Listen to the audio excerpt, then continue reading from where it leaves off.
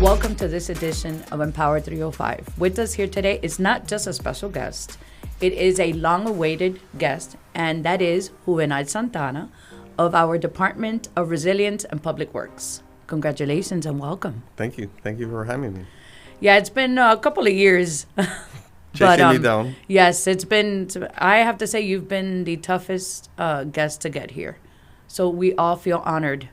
Well, I'm so Mission glad that we were able to accomplished. keep our date today because Yes. we have dry skies out there. Otherwise, we'd be out there with my boots. Thank you so much for being here. You are probably one of the directors who not only I look up to, because you're taller, no, I look up to for many reasons. You are very busy.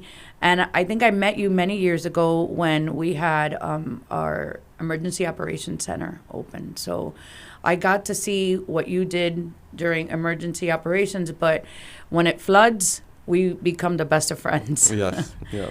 So talk to me a little bit, bring me back. How, I know we speak in passing.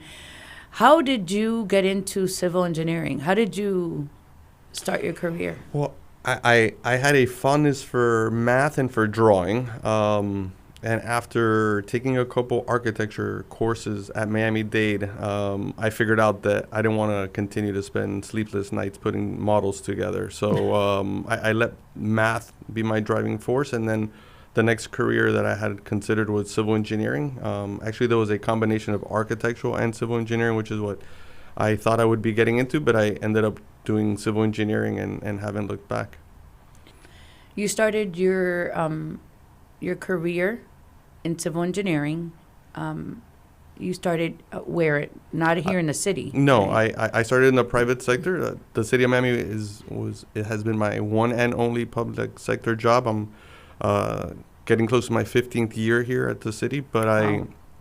I spent the beginning of my career in the private sector working on some local government projects, parks projects where they were rehabbing some facilities, and we would handle what we were doing within the park, making sure that it didn't flood. That has been consistent in my life.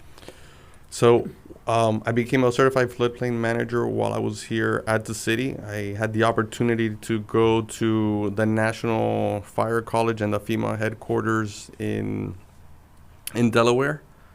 Spent a week there training with floodplain managers from across the country. And we got to understand that handling the floodplain goes a lot further beyond than sea level rise, which is what we have to deal with here. In Miami, we're dealing with flat ground, but we're just dealing with having the ocean right next to us and not having a lot of capacity of where to take the water to. That also, king tides obviously plays a big role as well.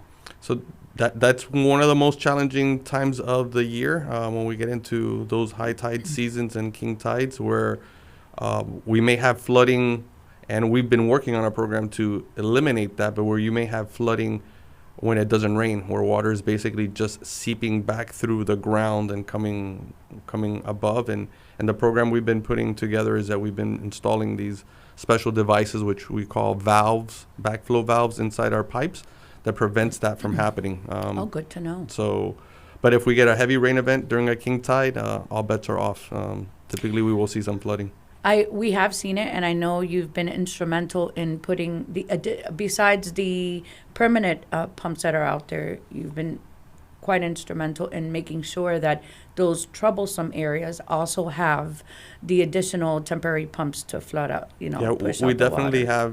have what we call our hot spots, and those sometimes evolve. Sometimes we will all of a sudden get a complaint of a location that wasn't on our radar, but we do have plenty of temporary pumps to resolve those. And it isn't just about dealing with it when we have the heavy rain, right? So what are we doing in the meantime and getting ready for the rainy season, and how are we dealing with those hotspots? We've had locations where we had one season where we had severe flooding. We took advantage of the dry season and improved those drainage systems.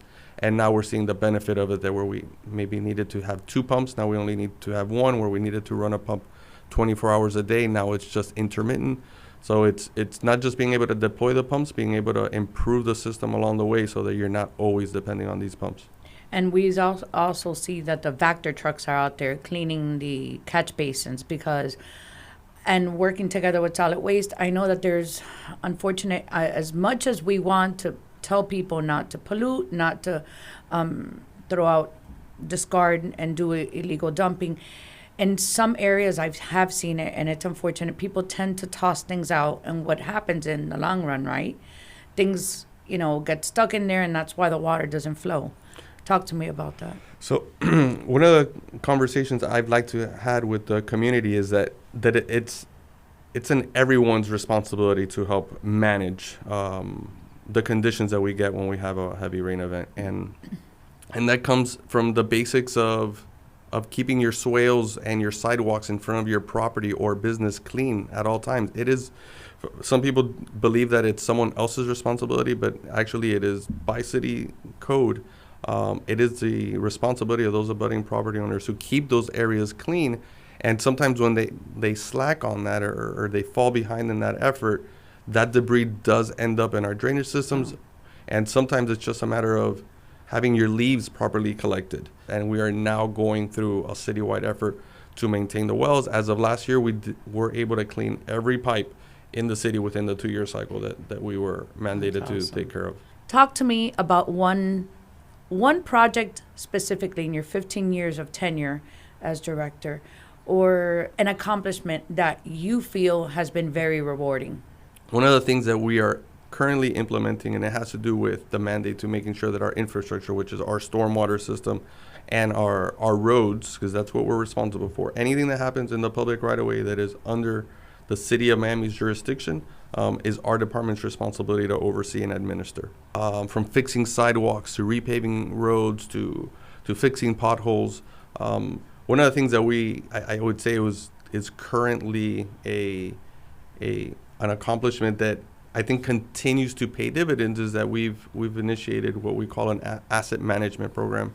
And that basically means that everything that's in our streets that we know that we have there, that we're accounting for them both from an engineering side and from a maintenance side, that we're able to keep track of everything that we're doing every day.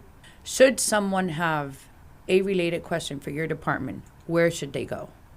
So from a service request standpoint, 311 is right. The main point of contact that we want to make sure that folks are aware of. Can they go online too? They can. It's available in an app. It's available by calling. It's available on a laptop, and you can request anything that you may need in the public right away there. We keep track of those service requests. That is monitored on a daily basis by staff. You can also call our main line at the Miami Riverside Center. It's 305-416-1200, and there's always someone there available during working hours for any questions or any needs that they have. And if we can help them, our job is to make sure that they get their question answered if it's in another department. Well, thank you so much for joining us. I know you're probably going to have to come back here again. We're going to have to track you down, not in 3 years, not 3 years. No, I'll come back next month. Hopefully it won't be raining too much. Hopefully it won't be raining, and I want you to talk to me about other projects that you have underway. Absolutely. You're welcome. You have an open invitation. Thank you. And that's a wrap. Thank you for joining us today. Don't forget to like, share, and subscribe.